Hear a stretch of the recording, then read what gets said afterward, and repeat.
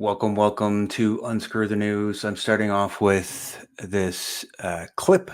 It's coming from Twitter. Stand by as we queue up this video. So Jasper is burning to the ground, right? And lefties are coming out in full force. Danielle Smith this, Danielle Smith that. You guys have no clue what chain of command when it comes down to firefighting. Where is Jasper? Where is it? Anybody? It's in Jasper National Park, federally regulated. But this is no time to talk politics. This is time to get people out of Jasper and to support the first responders who are there. You guys all forget Rachel Notley let Fort Mac burn. You guys are really that thick in the head. No, this is the time to support the people of Jasper. Put your political party aside, but you lefties just won't give it up, eh? You blame Danielle Smith for the Jasper fire. You guys are ridiculous. Get over yourselves.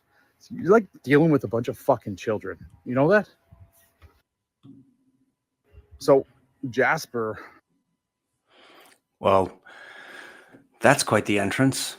Anyway, obviously, we're talking about the Jasper fire. And you all know what's happening if you're in Alberta. And it is quite the fiasco. This is nothing new. This has happened the last many years in a row.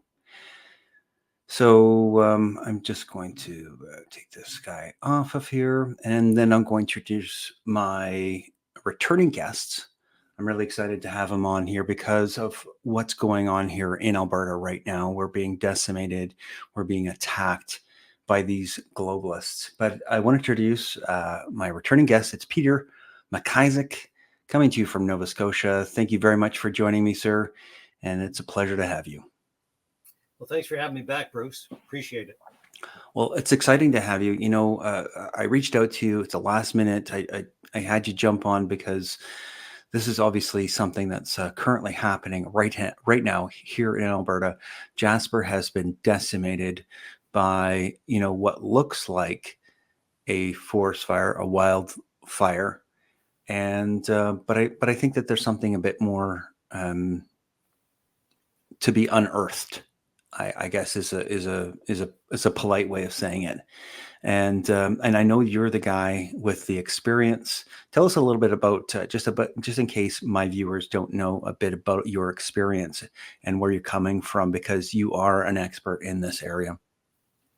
Yeah, I spent 29 years working inside the Provincial Department of Lands and Forestry. It's called now. It used to be Department of Natural Resources, Nova Scotia.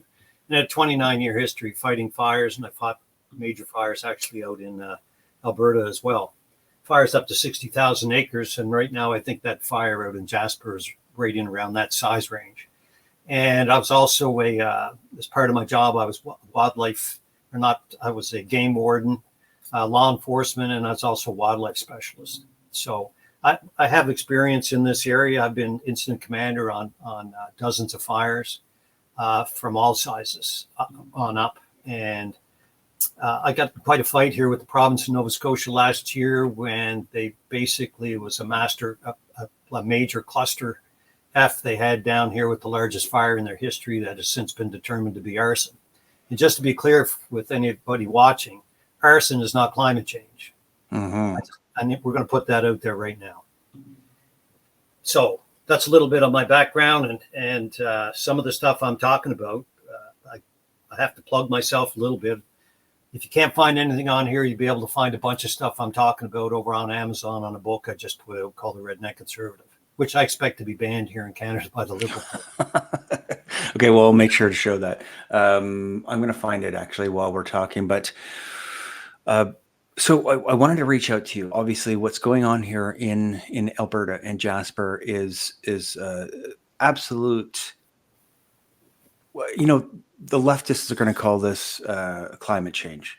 Not the provincial government, but the federal government is going to say, obviously we need more carbon taxes to fix this wildfire that's destroyed our heritage, the history of Alberta, this jewel of the Rocky Mountains.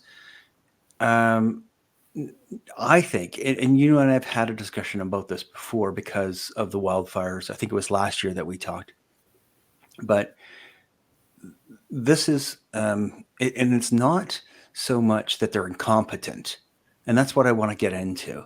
Is whether maybe there is a lot of incompetence to it, but it seems like it's way too convenient to say that it's just incompetence. Don't you think? Well, the federal government has hung their hat on the climate change agenda.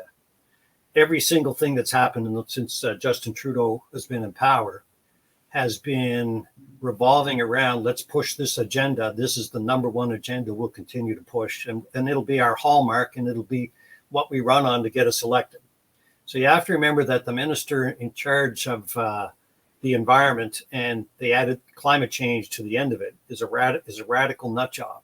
And I'm being polite here. Mm-hmm. You gotta remember the guy was criminally charged and convicted. I think they had to scrape him down off a water tower, and out in Alberta at one time they had to get him off Ralph Klein's roof while his wife was home alone, and him and some other radicals were up there trying to terrorize her. So the guy's a wingnut, and he's willing to break whatever laws required in order to push the climate change agenda here in Canada. So you have to ask yourself, is this, from what I'm seeing, it can't be logged up to just massive incompetence, because this is massive incompetence is what you're seeing take place here. The government was warned in 2017 in Parliament that a pine beetle infestation had created massive damage inside the park. And they wanted to know at the time, what's the federal government going to do? What's their mitigation strategy to make sure that Jasper doesn't burn down as a result of a major fire, as a result of this pine beetle infestation? Well, my understanding is, and I stand to be corrected, is that they did nothing. And they were warned, and they had all kinds of platitudes. Here's what we're going to do. Trudeau said we're going to train another 1,000 firefighters, and we'll do all kinds of stuff. Well, just so that you know, on major campaign fires like this, what's critical is good quality, highly dependable, highly functional, and highly effective major pieces of aircraft. When you have 300-foot high walls of flame moving at the initial spread rates, I think it was 15 meters per minute. I mean, that thing was flying. So what happens is you can't put men and equipment in front of flames like that. It has to, everything revolves around aerial attack. Mm-hmm. And unfortunately, in Canada, we don't have what's required to deal with these major fires. There's a situation in place where you can call on other provinces to donate equipment to you to help in the event of a fire like this. But just to put things in perspective, one of the top planes in the world today is actually, I believe, under development right now in Alberta, and it's called the Viking 515, and it's an upgrade. It's an upgrade of the I think it was the Can-Air 415, or I forget the name of the other aircraft right now off the top of my head. But there was a 215 and a 415, and those planes, they've got a life, they're still in duty 50 to 60 years later. The 515 is a fantastic piece of fire equipment, and they cost $60 million a piece. I'm bringing it up right now, Peter. What's that? So, oh, I said I'm bringing it up right now just to show it. Here, hang on 1 second. Yeah, so this bike, there we are. There's a DAC 515 fighter, state of the art. These are what you need on big fires like this. And so what happened is these aren't available because the ones that are being produced actually have been sold to other companies, other countries. And right now it looks like even if we wanted them, we couldn't get any delivered in Canada. To the earliest would be, I think it's going to be 2027. Wow. So we have some CL-215, CL-415 aircraft, which are fantastic equipment, but they're getting aged. But to put things in perspective, we gave $10 billion through to Ukraine for a failed effort over there, and they're not even a NATO ally. That same amount of money could have bought 166 of these new planes, and they could have been positioned with crews all across Canada. And people have to understand that they're an expensive aircraft, but they're like buying fire insurance. Yeah. Fire insurance is something that you buy hoping that you never need, but when you need it, you need it. Mm-hmm. And Jasper, they needed it, and it wasn't available because no one bought the fire insurance. And the federal government had initially said that they would take steps to make sure things were taken care of. And once again, the federal Liberals dropped the ball. And I don't believe it's just all massive incompetence. I think what people should pay attention to is who starts buying up all the land that's been burned over shortly thereafter. Once this thing is all cleared up. So the water bombers is one thing. One of the other things that we briefly talked about was their lack of forest management. And you had sent me a video. Do you mind if I play that one now? No, go ahead. Okay, so this is do you remember who the official was that was talking about this? I don't, but this was back in 2017. They knew this was forecast. We're going to have the same problems here in Nova Scotia because we've had major inadequate cleanup from our hurricane here 2 years ago. Nova Scotia is going to get hit with the same thing, and we're going to be woefully underprepared. Okay, so stand by here. Mr. Speaker, Jasper National Park, one of Canada's major tourist destinations, has been devastated by the pine beetle infestation. Much of the forest is dead or dying. The dead trees are a tremendous fuel load and present a significant risk to the community of Jasper. Residents are concerned for their own safety and that of the visitors and the security of their homes. With a high risk of wildfires fueled by a forest devastated by the pine beetle, have the Liberals put a plan in place to protect this park? The Honourable Minister of the Environment and Climate Change. Thank you, Mr. Speaker. Our government is absolutely committed to the ecological integrity of our national parks. That is my first priority as the minister. We are working very hard in all of our parks, including Jasper National Park. I look forward to talking to the member further about this. Excuse this short interruption. This episode has been brought to you by Nugget Stacker. Buy your silver and gold online, and they will ship it to your door anywhere in Canada. Nugget Stacker only sells 0.999 pure bars and coins, and is owned and operated in Calgary, Alberta. Nugget Stacker also offers Canada's first monthly gold subscription. Start buying gold for as little as $50 a month, and when you hit a full ounce, they will ship it to you. The Trudeau government has doubled our national debt to $1.2 trillion since taking office. They are now paying over $54 billion in interest payments, greater than the revenue of the GST, and more than all healthcare payments to the provinces from the federal government. The Canadian dollar is on the decline. Protect your savings and buy gold and silver. There we have it. Yeah, so talk is cheap. And, I go back to the old adage, if a politician's lips are moving, they're lying. Mm-hmm. So the money. Well, and you know that because you spent some time in politics, right? Yeah, I got involved in politics when I retired back in 2012. Mm-hmm. And from the inside, you realize that you're lied to by politicians on a daily basis. And sometimes it's outright lies. 10% of the time it's outright lies. 90% of the time it's lies by omission. You're right. We would never tell the public what was really going on because everything had to go through a spin doctor. And if it made the province look bad in any way, shape, or form, the story didn't get out. Or it was spun to create a favorable impression. Right. And my dad was ex-military, and he really had difficulty believing that the government would lie on major issues like this. And him and I used to argue about it all the time. I actually write about it in my book. Right? Yeah. It's like, so they lie to you every day. So what's happening? I've been trying to do a lot of research since this happened. And even the reporting is very, very sketchy. And I watched the guy who's in charge of parks out there, and he had difficulty. I mean, he struggles to speak in English.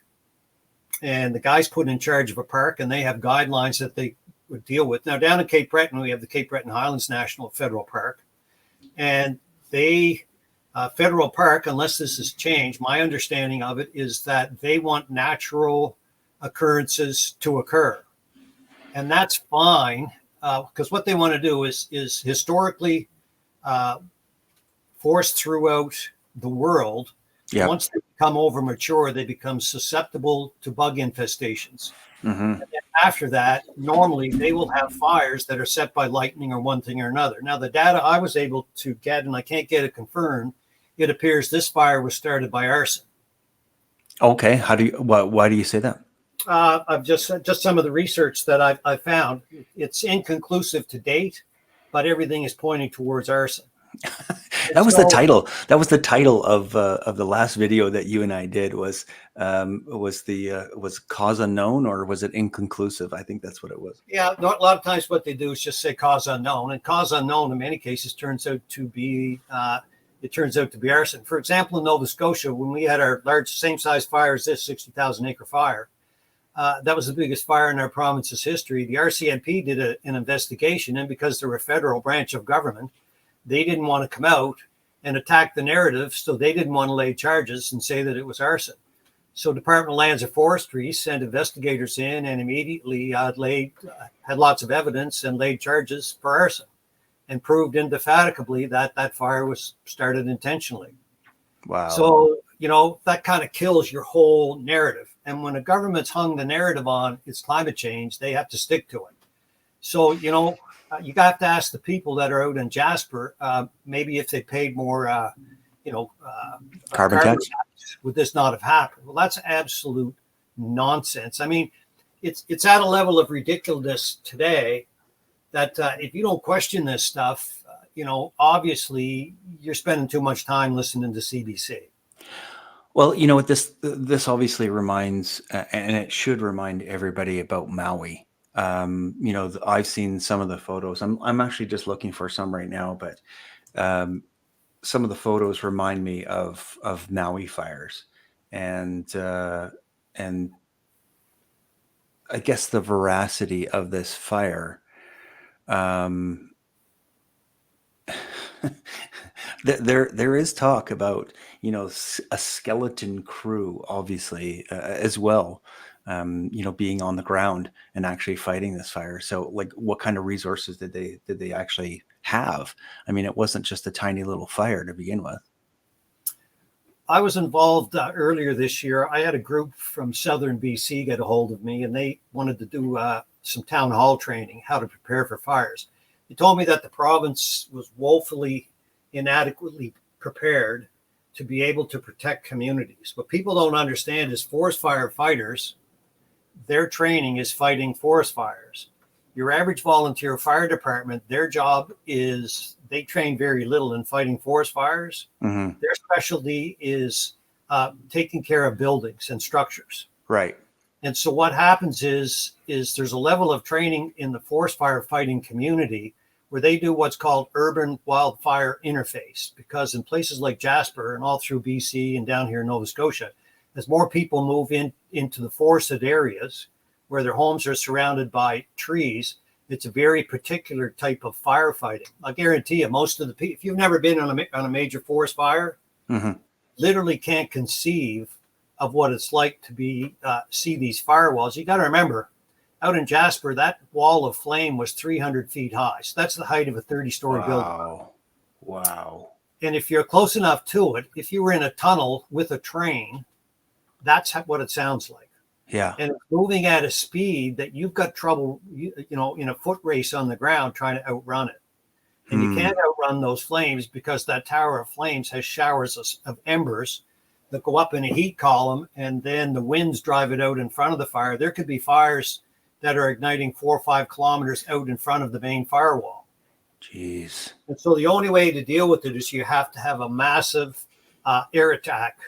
And, even I see in Jasper where they tried to bring in heavy equipment and set up a fire break. When the firewall is, when the fire line and the initial, at the head of the fire, when the flames are 300 feet high, there's literally not much you can do. Right. I mean, if you have property that you're trying to protect, and I recommend everybody in rural Canada to have an above ground blow up pool, one of those $300-400 pools that's full of water in your yard. Yeah. So there's 3,500 liters of extra water that you can use to potentially save your property. And I watched videos last night of people, they had a couple of hours notice, and a couple of hours notice, depending on what your house is surrounded by means the difference between maybe losing everything you own and being able to save it. And most of these communities have no training program. Provincial governments don't do it. The federal government doesn't do it. And for what I'm looking at that happened here, you've got a confluence of a number of things. You've got major overwhelming incompetence. You have a lack of training. You have an inability for the people behind the scenes, and maybe this is a combination of both incompetence and pushing an agenda. But the issue is for that park out there, knowing that problem existed, not having immediate access to a fleet, for example, even a 4 CL215s or 415s or some of those Vikings, those 515s, that's just incomprehensible to me. It's almost like everything I watch in the federal government. All you can do is shake your head and go, who is in charge? Mm-hmm. And ultimately, no one will be held accountable. Right. The minister won't be held accountable. The head of the parks won't be held accountable. Everyone will say, well, this was policy decided on. And nobody has the backbone at any of these meetings to stand up and say, this is nonsense. We're headed for a catastrophe, and not one person's, willing to call out errors in planning and say this stuff requires people who can make military style decisions, where lives and livelihoods are at stake, and they can make critical decision making, and they just don't have them. There's nobody. It's almost like there's nobody in charge. It's staggering. And I looked around at some of the firefighters and stuff too. It's stuff that I saw on video. And I'm not sure right now inside the federal government, I believe this to be the case, and I can confirm it in Nova Scotia, that all hiring policy today inside government in Nova Scotia is based on diversity, equity, and inclusion. And you never, ever get the most qualified people to do the work anymore. Right. Instead of hiring on merit, hiring on ability, you first have to check off the boxes for the diversity, equity, inclusion, and then filter it down from there, which obviously is, getting not necessarily the best person first. Well, it's not that it's not necessarily, it's virtually 100% guaranteed not to get the best people to do the job. Yeah. And then when you're in there, you can't get rid of them. Right. When you fight fires, in order to get on these fire crews that do this work, you have to meet a physical standard. And I can tell you, looking at some of the people that I see, I find it incomprehensible to me that they met that standard, because it's not an easy standard. Mm-hmm. But what happens is when you hire people based on DEI, normally they don't have to meet those standards. Right. I just watched what happened 2 weeks ago in the U.S. because the Secret Service started hiring people based on DEI. That was a big focus for them, right? It was, the director of the Secret Service had said specifically that she was going to be bringing in diversity, equity, and inclusion into hiring the Secret Service. And so we have that. We're knee deep in that here in Nova Scotia, and that's why I just watched one catastrophic decision flow into another. Mm-hmm. What happens is if you're a DEI and you make it into management, then you want to surround yourself with other DEI hires because they're not a threat to you, right? So if you're highly incompetent, actually the intelligent thing to do is surround yourself with the most intelligent people that you can find. But DEIs normally don't have that skill set, so they hire other DEIs to work with. And so right now, all across federal government and virtually every department, they're saturated with people who shouldn't be there. Jeez. You got to remember, this was a 2017 notice. Guys, this is going to blow up, and you're going to burn this town down. Here we are 7 years later, and somebody lights a fire. Now, like I say, I haven't confirmed yet that it's arson, but it's going to be like Nova Scotia. If they bring in federal investigators, because it's a federal park, they're probably going to do what the Mounties did in Nova Scotia and defer to nothing. We don't want to say anything against our employer. Yeah. Because they need to push the forest fire climate narrative in order to try to justify the billions and billions and billions that are destroying our economy that we're having to spend on carbon taxation. It's nonsense. Peter, I'm just going to bring up my posts I've gone through and I found a couple of posts on Twitter here. If you don't mind, I'm Yeah, just go going to ahead. share. I think that, people have the ability, and most viewers here would have the ability to look it up themselves. But, obviously this is Daniel Smith talking about it. I'm not too sure who this is, but Yeah, I watched everything you're showing up here. I've watched in the last 24 hours. I'm going to just try and play this guy You here. can't tax the weather. The catastrophe unfolding in Jasper right now, the disaster that's happening as we speak, it's proof positive that you can't tax the weather. To every climate cultist running around social media right now, trying to score cheap political points and blame and shame and victimize, I have this to say to you. You don't give a crap about Jasper. You don't give a crap about the people. You don't even give a crap about the environment. All you care about is your little personal entitlement, what you want, and the ability to force it on everyone else around you. Over the last 9 years, you've had every single wish granted to you by Justin Trudeau. He has not told you no once. Even Danielle Smith, the right wing is mad at her for continuing to indulge your fantasies. You've had pipelines shut down, emissions caps, bans on this, bans on that, carbon taxes, shipping lanes regulated, green energy, all of it. Every single wish you've asked for has been granted. And what did it culminate in? The destruction of one of Canada's crown jewels. All right, I'll leave it at that. But there's a lot of. This is another video that I've been seeing. Obviously, that's the house that's gone. Oh my! Yeah, I watched this entire video. And actually, there's a video that shows the neighborhood before and after. Oh, that's it. You show the neighborhood before, and that's it now. Wow. Tragic. Gosh. All preventable. Yeah. And, I'm not insinuating anything, but, there's trees standing, and then there's, completely decimated communities there. That's kind of interesting. I don't know. I'm not saying anything. It's a live tree, so it could be able to stand that. But well, one of the things I do notice is I'm not seeing a lot of fuel load around those houses that are all burnt to the ground. And don't get me wrong. Yeah. When a firewall is that high, what starts the bulk of the forest fire burns homes down is embers that find their way into openings in your house. Like most people aren't even aware that if you have an hour to prepare your house so it doesn't burn down, you can take duct tape and cover off every entrance to your house. And that's every vent, because of sparks. Really? Your house burns down. It's that simple. There's a good tip. So can you say that again? So every vent that an ember can get in your house. Yeah. If you have time before you leave while you're gathering stuff up, you need to take duct tape and seal off all those small vents. You can't, because if a spark gets in any of those locations, even in your gutters, for example, if you've got any dry debris in your gutters, they'll start burning. Right. But what happens is normally the outside of the house doesn't catch on fire. It's embers that make their way in through ductwork, and then it starts burning from the inside, and your house gets gutted and it gets burnt down. It's a real simple thing to do.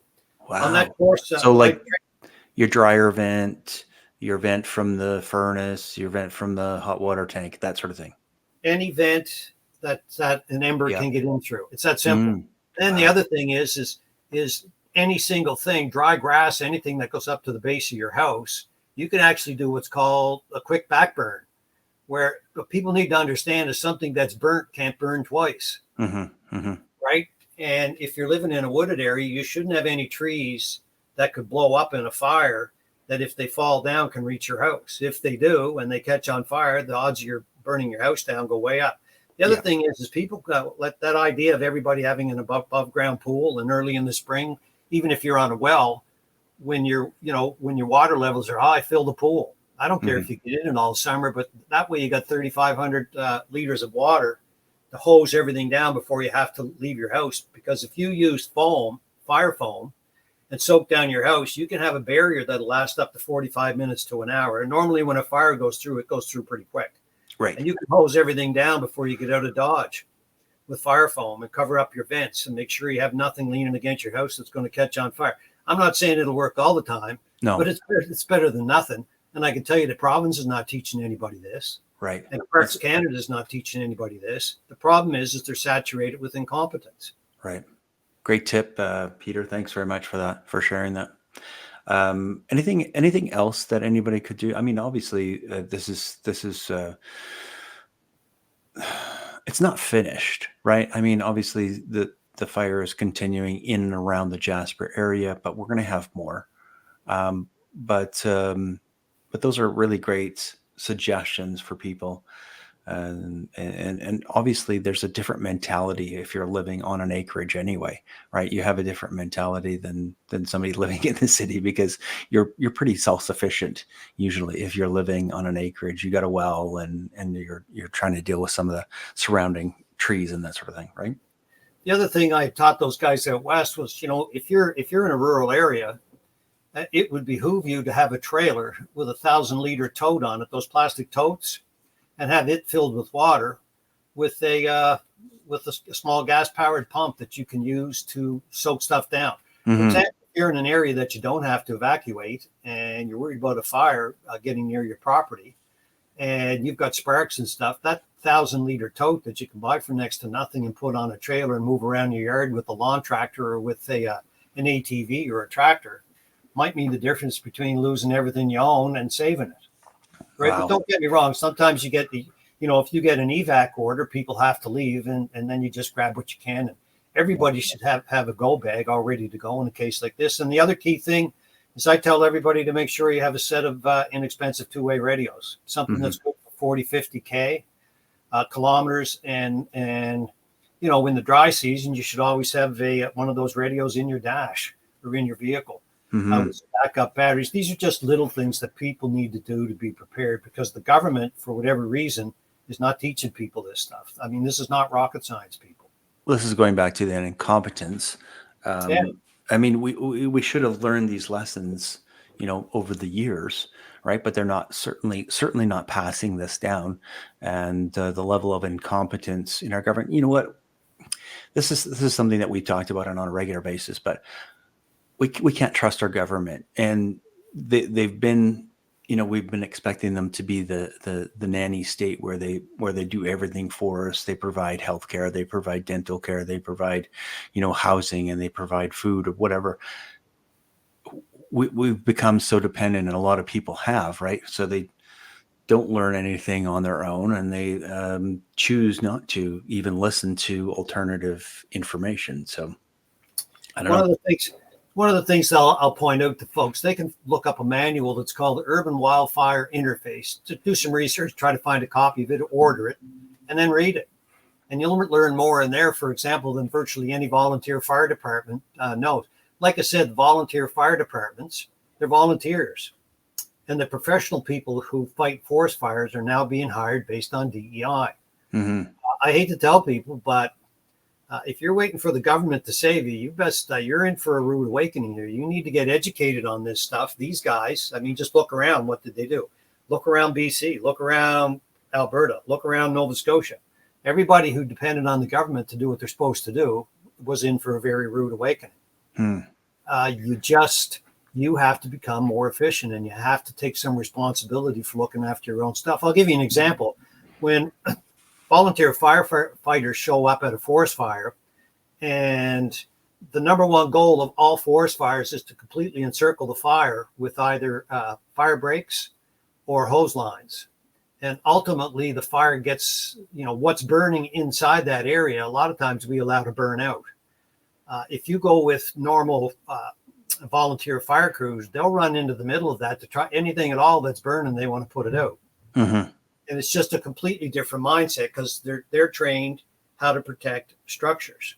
Right. I've had to evacuate volunteer fire departments that thought they were going to be able to protect homes in a fire, and none of them had any experience with major forest fires. And if they'd have stayed where they were stayed, they'd have get caught behind a line, got themselves killed, got themselves burned, had no idea what to expect. And so what happens is there's, and then the government says, well, we're going to do more training and we'll do this. And it doesn't really happen. Down in Nova Scotia, I'll give you an example. The premier bypassed every volunteer agency in the province, didn't consult them, and went out and tried to start up something called the Nova Scotia Guard, where he wants to have 350 volunteers that they want to train so that they can use them for emergencies, fires, floods, wherever they need. But they don't understand that as a volunteer group, you're still a volunteer, and most volunteers can only show up and stay for 2 to 3 days max, because they have to leave their job to come volunteer. Sure. Whereas if you have full-time dedicated staff, probably what's happening out in Alberta now, they may make a request to other provinces through CIFSI, which is the Canadian Fire Interagency Service, and they may be looking for people to come in from other provinces. The problem is that system works great unless they have issues in the province. If you have issues all across Canada, provinces can't free up people to go out and give you a hand. Right. So they can't afford it. Yeah. They can't afford it, or the equipment's not available. Mm-hmm. So the federal government has dropped the ball in a massive way, and they'll say, well, we did everything we could. You saw that video. They were warned. They ignored the warning. They put incompetence in charge. And I want to point something out too, is if there's more to your agenda, it behooves you to get the most incompetent people possible in charge of things that they're going to screw up and it's going to go south. And when it happens, you can use that as a narrative to advance your own agenda, and then blame it on incompetence. Right. When really it's not. It's a combination of the two. It's more of a Machiavellian type thing where you long-term plan for this final result, and the result is we want more carbon tax. We need you afraid. I'll give you an example down here in Nova Scotia. Virtually every day this summer, we've had heat warnings. We've had heat warnings when the temperature was in the 70s Fahrenheit, 77 degrees Fahrenheit, and we get heat warnings. People aren't aware that 31 degrees Celsius is only 88. I think it's 88.7 Fahrenheit. When I was a kid, we didn't even go to the beach till it hit 85. Right. Yeah. And now with 31, we get warnings in Nova Scotia, drink lots of fluids, maybe don't let your kids out of the house. It's not even 90 degrees. The people are insane. Well, with that. In Nova Scotia now are all bright red. Yeah, of course. They are here in Alberta too, obviously, especially since we're on fire here. I want to ask you, so last time we talked, you had mentioned one thing I thought was critical, and probably would be critical for something like what's happening in Jasper, is an aerial team that would drop in firefighters to obviously get into the scene much quicker. Can you talk about that a bit? Yeah. So what had happened, I believe, under Notley, and some of it may have also happened under Kenny, was the very best firefighters in North America are what they call rappel teams. So they're part of a helicopter attack team that can hover over an area and drop men down by ropes. And those guys will drop down with chainsaws. They'll cut a landing pad so they can drop in a helicopter and get equipment into areas that might take a day to be able to get ground crews into. These guys can be on site within, they can be on site with hoses and fighting fires within an hour in a lot of cases, where if you're waiting for ground crews, it might take from 12 to 24 hours for them to arrive in any type of remote area. And the RAP teams, they're called rappel teams. They call them RAP teams. Those guys have the equipment and the training. And what their job is to try to keep that fire down to a couple of acres rather than from a turn, and they can a lot of times keep a fire, let's say 10 acres or less. And if they weren't there, turn into a 50, 60,000 acre fire like the one that just destroyed Jasper. These guys, a lot of those teams were disbanded. And my understanding is that Alberta provincially is back in the business of trying to put as many of those guys back in service as possible. Down here in Nova Scotia, a matter of fact, I just got a letter from the minister's office here 3 days ago that I sent her. I asked for information last year, and I got a response this week. Oh, wow. And they said, no, we won't be having we're not going to have a heli-tac crew. And then they come up with some word salad that just made no sense. And it was obviously politicians who are just oblivious to factual data. And then you have to remember behind the scenes, the people who have made these bad decisions, nobody wants to fess up and say, yeah, I screwed up. We got this one wrong. Mhm. Because then maybe their career is going to be on the line. And that's happening here in Nova Scotia. You got people who screw up and, everybody's ass is in a sling and everybody's covering from one another rather than just saying, no, we screwed up bad here. And ultimately, no one gets held accountable. I guarantee you that's going to happen out in that park system. Nobody will be fired. Yeah. As a matter of fact, don't be surprised if people are promoted. You can't make it up. No, this is insanity. So, from what you've seen so far, and we know that the media is full of lies, so it's really hard to gauge anything really based on that. But that is sometimes the best indicators that we have of what these crews are actually doing, or the firefighting teams here in Alberta. So, have you seen anything, and maybe what they're doing or what they have done is contrary to what makes sense? Have you seen any of that? The biggest issue is getting rid of those RAP teams and those helitack teams. It's like saying someone said we need to cut money on our home budget. Let's cancel our house insurance. Right. That's the simplest explanation. So the people in charge, it's like federally, rather than buy a fleet of these air bombers that when you need them, you need them. Mm-hmm. Why don't we send, $8,000 million to Ukraine so that they can have nice equipment that we don't have? It's nonsense. It's insanity. And so the people making the decisions, like I said, no one gets held accountable. There will be no accountability for what happened in Jasper. So I guess that now my message is to our viewers, anybody that's still watching, I appreciate you being here. Obviously share this information, get it out there, but we need to hold our officials accountable. So I guess you have to phone call them, you have to phone them, you have to email them, you have to message them on whatever space. I guess it's a social media, whether it's Twitter or whether it's Facebook, and hold these people accountable. Somebody should be held accountable for what's happening. And this is not climate change. Do you feel confident saying that? 100%. It's got nothing to do with climate change. It's nonsense. It's not backed up by empirical data. Forest fires, we may have had more area burnt, but we actually statistically have fewer forest fires all across Canada. The problem is, without the fire insurance helitack teams, those what used to be 3 to 4, 5 acre fires are now turning into 30, 40, 50,000 acre fires. And it's just bad management, poor decision making, and the chickens have come home to roost. Wow. That's good information to have. Thank you so much. I appreciate your time, Peter. So I do want to, suggest, I'll make sure that there's a link for anybody to find your book. We'll find you on Twitter, because I know that you're very prolific on Twitter, or X. You're out there a lot. Well, I got kicked off the last time, and they let me back on. But I can tell you where I am now, the algorithm still kind of blocks me quite a bit. A lot of post doesn't make it out. So anybody that sees a good post, I'd appreciate it if you'd forward it along. Well, I'm hoping that this will get more than my typical shadow banned outreach, and we'll hopefully get out to some people so they can see this information. Was there something else that you had suggested? I can't remember exactly what it was, but it was a link. Oh yeah, it was a link for understanding fires, understanding forest fires in an acreage setting. Yes, you can look up a book. It's called it's I'm trying to remember. I think it's C215. It's the name of the book is the Urban Wildfire Interface. Okay.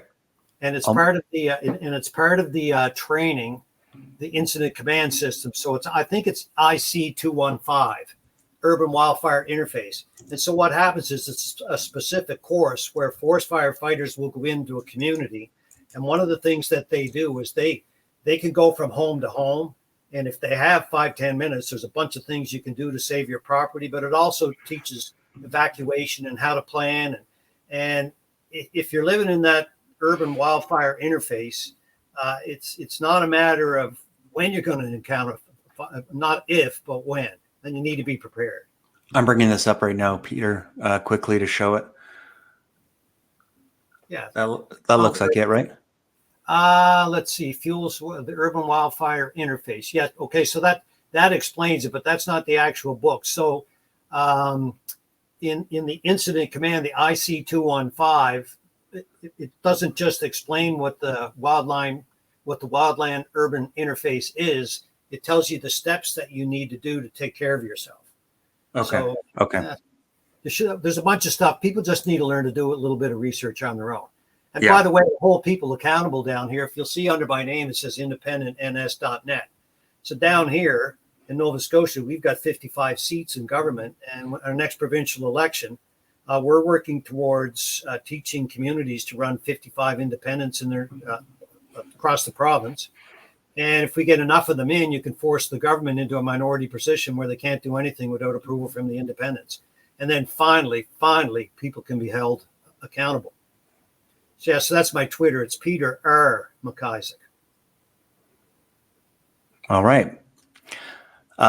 Again, I appreciate you joining me today. It was fantastic, and it was, I know, last minute, but I do appreciate your input and your very extensive knowledge on fires and forestry. So thank you very much for joining me.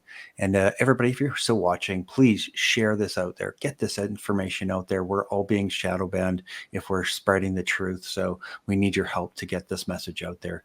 And God bless you, Peter. Thanks very much. Yeah, one more thing too is a Mhm. lot of what I covered on what we're doing there politically, and then behind the scenes, if you go over to Amazon and look up The Redneck Conservative, it's actually a bestseller in three different categories. It was, but just a warning: it's not politically correct, and if you're a liberal watching this, your head will probably explode. So Well, you'll start some fires if your head explodes. So don't. Well, try not to yeah. do So that. if you're going to read the book, do it out on a lake, right? Just saying. Anyways, I'm I going to try and appreciate find it it. very much, Bruce. Yeah, I'm going to try and find it, and I'll make sure to have the link for everybody to find it, and hopefully they can pick up your book. So thanks very much, Peter. You have a Yeah, great day, and we'll look forward to any updates, anything that pops up. So You bet. Feel free to touch base, Bruce. Thanks, buddy. okay, we'll talk soon. Okay, stand by. Yeah. Thank you so much for watching Unscrew the News. I appreciate your participation in freedom in Canada. Share this information and help others to wake up. God bless.